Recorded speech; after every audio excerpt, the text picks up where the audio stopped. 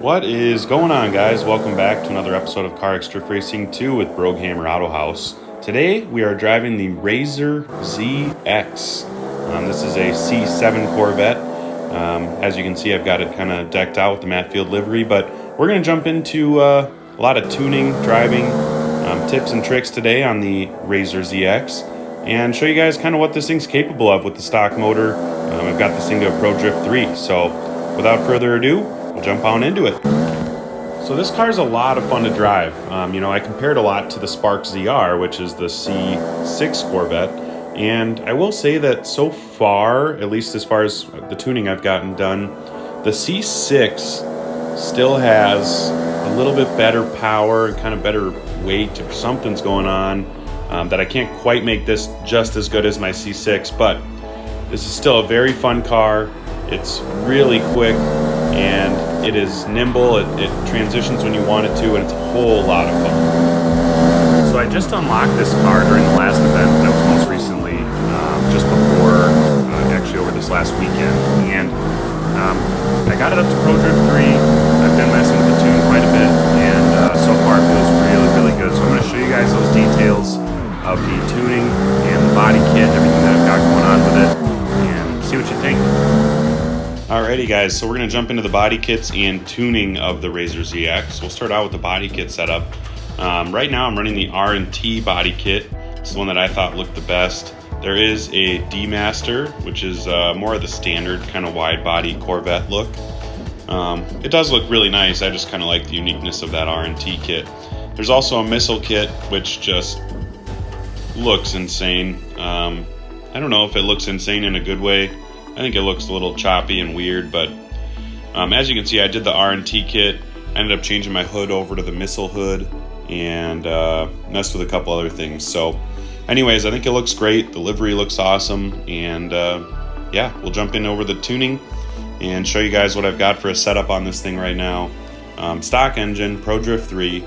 We'll go to custom. You can see it's labeled BrogAutohaus. So it is already available in the tuning workshop. If you ever look for the tunes in the tuning workshop, you'll find my BrogAutohaus tunes in there. If there's a car that you want a BrogAutohaus tune for that's not in the workshop, let me know and I can get it posted up and let you guys have that. So I'm always able to do that. I'm happy to do it. So leave a comment below if you want a tune for a certain car posted on the tuning workshop. So we'll jump into the settings here. For practice, why not go to the most exciting track to drive at West Coast Arena?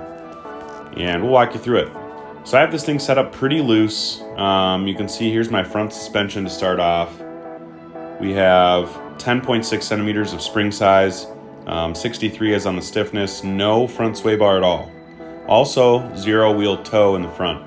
I have typically in the past run positive 0.05 to 0.10 wheel toe. And for some reason on these Vettes, they just drive a lot better at zero toe. The front's at -4 camber, 10 caster, 74% Ackerman angle, wheel divergence 63, and then the bumps and rebounds were maxed out when you got Pro Drift 3, and I didn't mess with them. I might play with those some more to get this car to act a little more like the C6.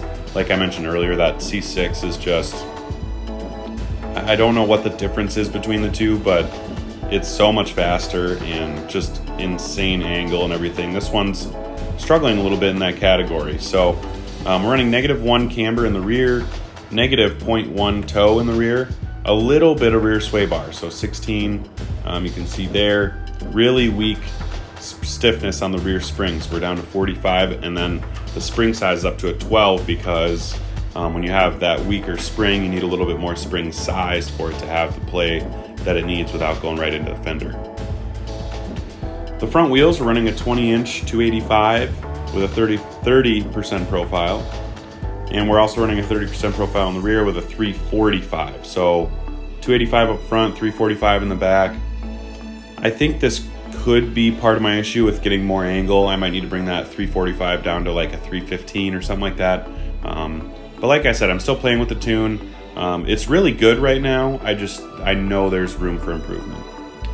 The engine we have maxed out all the way, 984 horsepower, 1,065 Newton meters of torque. So really good torque, really good power. and it's putting it to the ground. Differential, we have it a 0.7, 4.0 overall gear ratio. If you follow my videos, you know that's pretty standard for me to do for the overall. And then you can see I've played with, I think really 3rd, 4th, 5th, and 6th gear. 6th gears at a 0.97, 5th gears at a 1.13, 4th gears at a 1.25, and 3rd gears at a 1.41. I know those ratios might seem kind of close together, and they are close together. But for some reason with this setup, it works really, really well the way it is. Gear shifting delay all the way down, so that we don't have any delays between shifts. The braking momentum is very strong and 70% shared to the front axis. I think that's how it was set up. I haven't changed that at all. And then in general, we have 0 on the rear axis width, 3.2 on the front, and the center of mass, height, and mass is all the way down as well. I see that when I showed you guys the body kits, my hood got removed by accident. I must have accidentally messed that up, but whatever. We'll jump out on the track here. We'll get a fresh set of tires. This tune works really well for sport. It works quite well for semi-slicks as well, but for the most part in general in this game, I like how they handle a lot more on the sport tires. So anyways, we'll jump out here, we'll do a little messing around, show you guys what these things are capable of. See if I can get it to ride up on the wall once we get some momentum going. Give it a nice long wall ride.